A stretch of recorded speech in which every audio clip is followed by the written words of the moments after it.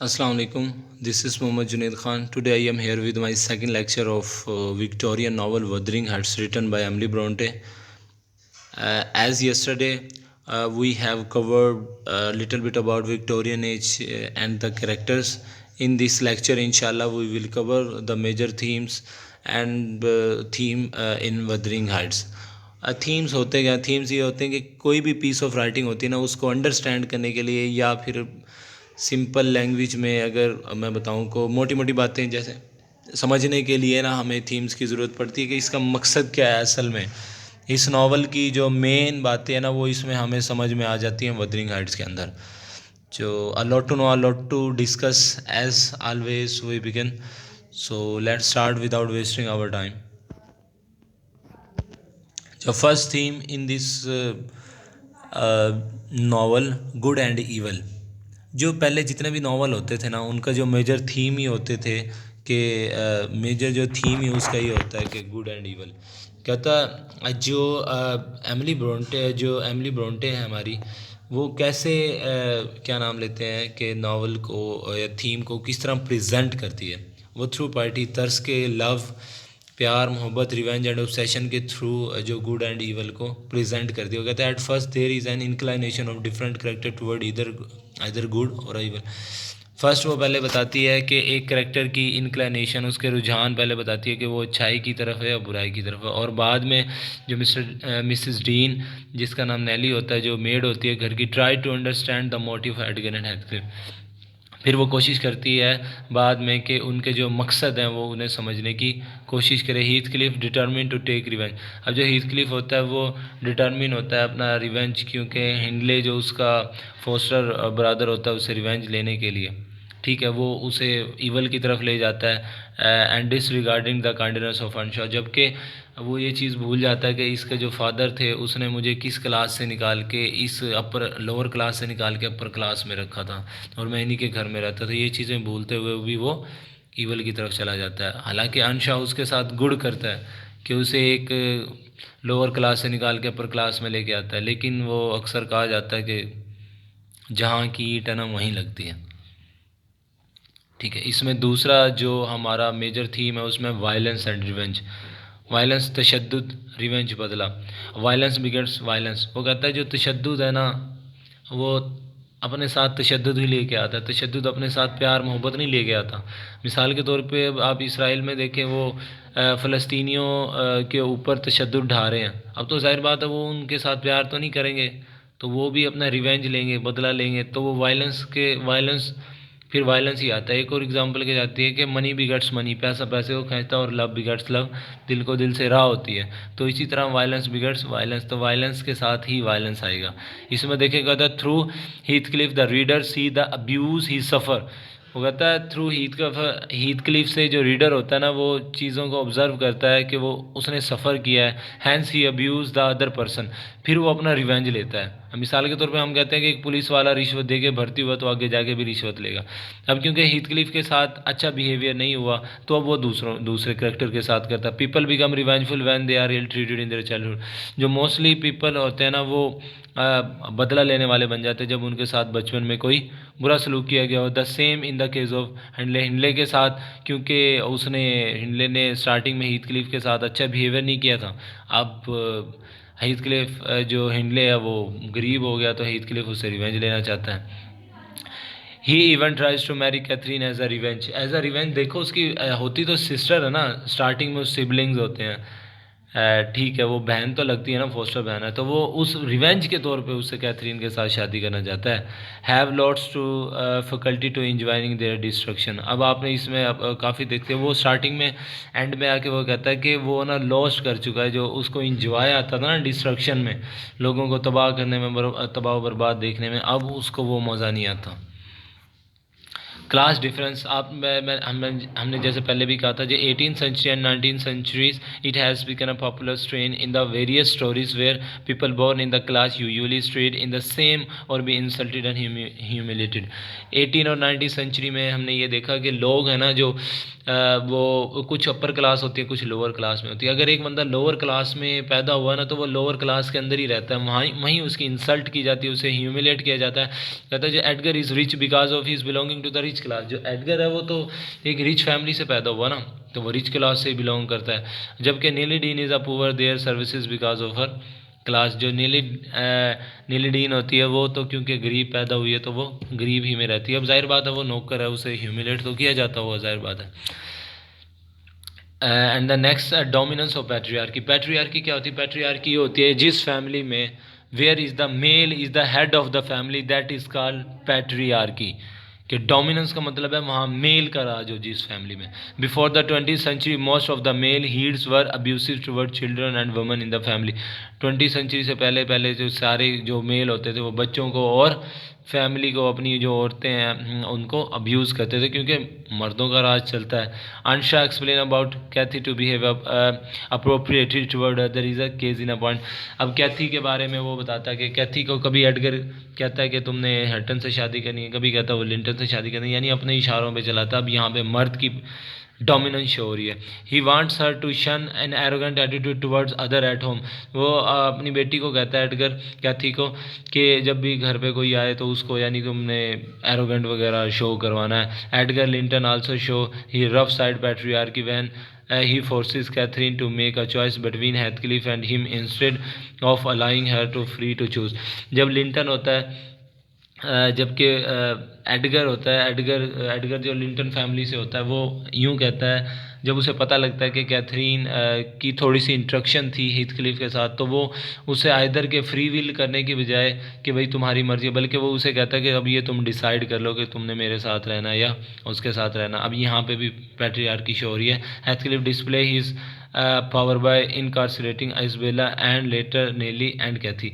अब जो उसका रुझान होता है हीथक्लिफ का, पहले वो इज़ाबेला की तरफ चला जाता है, उसके साथ डिवेलपमेंट कर सकता है, फिर वो नीली नौकरानी की तरफ भी चला जाता है एंड कैथी, और फिर कैथी को वो कहता है वो अपने बेटे की उसे बहू बनाना चाहता है।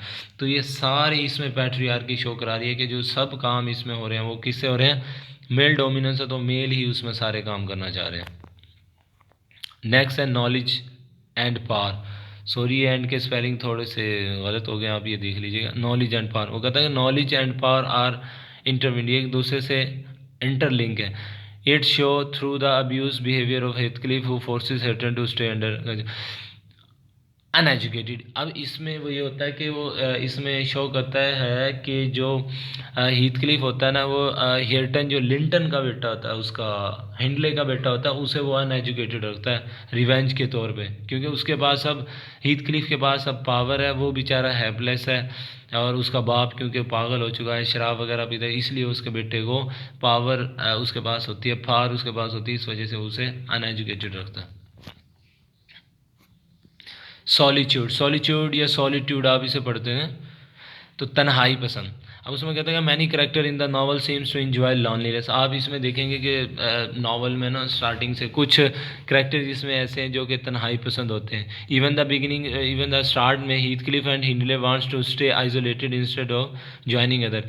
जो हिंडले और हीथक्लिफ होती है वो हिंडले और हीथक्लिफ जो होते हैं वो अलहदा रहना पसंद करते हैं, बजाय इसके कि वो किसी भी अपनी फैमिली या दूसरे लोगों को ज्वाइन करें। Hindley become estrange toward other when his wife leave him for a good.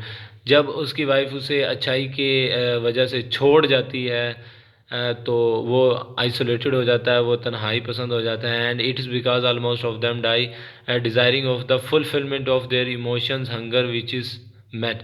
और जब हीथक्लिफ का ये होता है, जब उस इज़ाबेला वहाँ पे चली जाती है, उसे इंग्लैंड छोड़ के चली जाती है, तो वो अपने डिज़ायर, अपनी फुलफिलमेंट को, इमोशंस, हंगर, वो सारे उसके क्या होते हैं, वो ये कहते हैं कि ये सारी चीज़ें जब किसी को कोई छोड़ जाता है तो तन्हाई में मिलती है। अभी आप देख लेना, जिन लोगों को इश्क होता है, ठीक है, फिर वो अकेले अकेले रहना पसंद करते हैं, जब उन्हें इश्क में नाकामी हो जाती है तो अकेले अकेले रहना पसंद करते हैं। ये मोस्टली होता है सॉलिट्यूड, एक तन्हाई फिर एक आदत हो जाती है, और ये बहुत बड़ा कंफर्ट जोन है।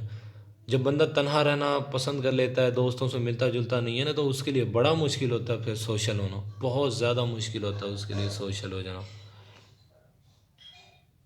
ठीक है, आगे जो next last but not the least, self knowledge. Self knowledge क्या होता है? Self knowledge mean the characters come to know about them self. जब करेक्टर्स को अपने बारे में पता लगता है तो वही सेल्फ नॉलेज होता है। और बिकम कॉन्शियस, जब वो अवेयर होता है इस चीज़ के बारे में, ऑफ देयर परसोना, के उसका कि उसके दिमाग में क्या चल रहा है, उसकी लाइफ में क्या चल रहा है। When Catherine make a decision to marry Edgar, जब कैथरीन ये फैसला करती है कि वो हीथ क्लिफ की बजाय एडगर से शादी करेगी, she become fully aware that she is double minded, उसे पता होता है कि वो डबल माइंडेड है, हीथ क्लिफ की तरफ भी उसका रुझान है और एडगर की तरफ।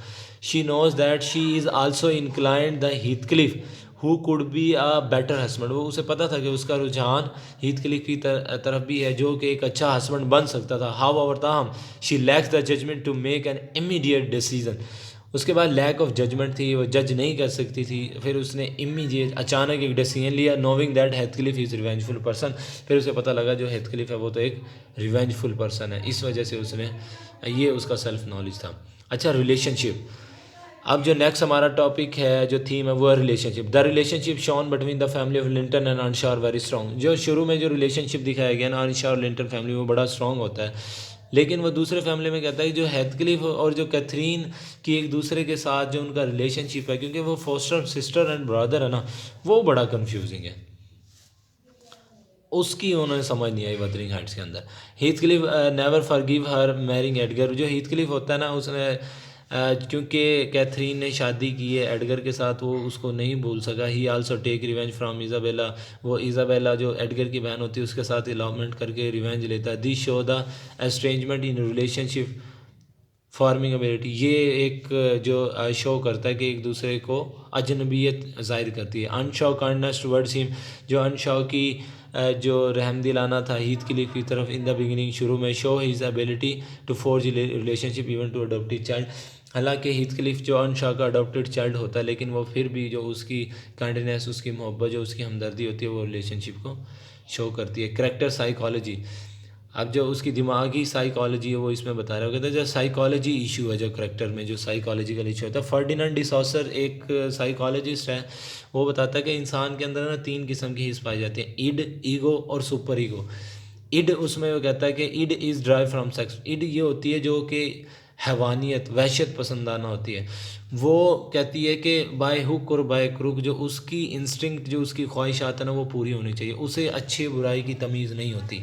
वो कहता है जो इसमें ही इज़ ड्राइव, जो हीथ क्लिफ होता है ना, हीथ क्लिफ जो वो कैथरीन की तरफ सेक्सुअल अट्रैक्शन उसकी होती है, और वो चाहता है जो कैथरीन है ना, show his love to seek pleasure from her, कि बस है ना वो उसके लिए लव और मोहब्बत वगैरह ना सारी ये चीज़ें उसकी तरफ हो। ये ईड होती है जो आपको वहशी जानवर बना देती है कि आपने अपनी ख्वाहिशात, जो सेक्सुअल डिज़ायर है, वो हर हाल में पूरी करनी है। The second one, Catherine Heathcliff ego that relate him to the social fabric to the time and that's then id in return. अब जो वो सोशल फैब्रिक्स होते हैं, जो सोशली हमारे बैरियर्स होते हैं कि सोसाइटी क्या सोचेगी, ठीक है, आपको अच्छाई या बुराई की तमीज़ हो जाती है, ये आ जाती है आपकी ईगो। और जो सुपर ईगो होती है वो तो आपको बुराई से टोटली रोकती है। Edgar seen super ego who represent to moral framework of the society of the time, जो कि वो कैथी को लिंटन और हेटन से मिलने नहीं देता। क्यों? क्योंकि ये बिल्कुल सुपर ईगो जो होती है ना, ये सिर्फ आपको सच्चाई की तरफ लेके जाती है। जो इड होती है वो आपको बुराई की तरफ, सुपर ईगो सच्चाई की तरफ। जो दरमियान में होती है ना ईगो, वो आपको सच्चाई और बुराई में तमीज़ सिखाती है कि यार अगर मैं ये काम करूँगा तो सोसाइटी ये हो जाएगी, ये करूँगा तो ये हो जाएगी। ये तो फर्डिनेंड डिसॉसर के 3 कॉन्सेप्ट हैं, id, ego, super ego. Id ये होती है कि बाय हुक और बाय क्रुक आपकी सेक्सुअल डिज़ायर पूरी होनी चाहिए। ईगो ये कहती है कि यार अगर मैं ये काम करूँगा तो ये हो जाएगा, ये करूँगा तो ये हो जाएगा। जो सुपर ईगो वो सिर्फ आपको सच्चाई की तरफ लेके जाती है। दिस इज़ अ लास्ट हमारा चाइल्डहुड क्या है, बचपन। The novel shows that the impact of childhood never fade away even if a child is raise in a high mission like Wuthering Heights. वो कहता है जो आपके बचपन के जो आपकी अपब्रिंगिंग होती है ना, वो आपके करेक्टर्स पे उसका इम्पैक्ट पड़ता है। इसमें वो एग्जांपल देखा है कि हेथक्लिफ शो था। अब जो हेथक्लिफ होता है उसे लोअर क्लास से निकाल के, ठीक है, अपर क्लास में लेके आता है अनशॉ, लेकिन वो फिर भी वही हरकतें करता है क्योंकि जो उसकी अपब्रिंगिंग हुई थी। अब फर्डिनेंड डिसॉसर जो पहले गया है वो सॉरी फर्डिनेंड डिसॉसर था वो, हाँ फर्डिनेंड डिसॉसर, वो इसमें भी यही कहता है कि जो हमारे साइकोलॉजिस्ट ये कहते हैं जो फर्स्ट 6 ईयर में आपकी जो पर्सनालिटी बन जाती है ना, फिर उसमें मॉडिफिकेशन होना बहुत मुश्किल है। जो आदतें, जो आपका बिहेवियर 6 साल की एज तक बन जाता है, उससे फिर मोल्ड करना बहुत मुश्किल हो जाता है। तो ये चाइल्डहुड की कुछ बातें होती हैं जो बंदा एंड तक कैरी ऑन कर सकता है। हैबिट बिकम सेकंड नेचर, जो बंदे की आदत होती है ना, फिर वो सेकंड नेचर बन जाती है। एंड अल्लाह हाफिज़। होप सो आपको पसंद आए होंगे, आपको अच्छे लगे होंगे। अगर आपको समझ में नहीं आए तो आप पर्सनली मैसेज कर सकते हैं।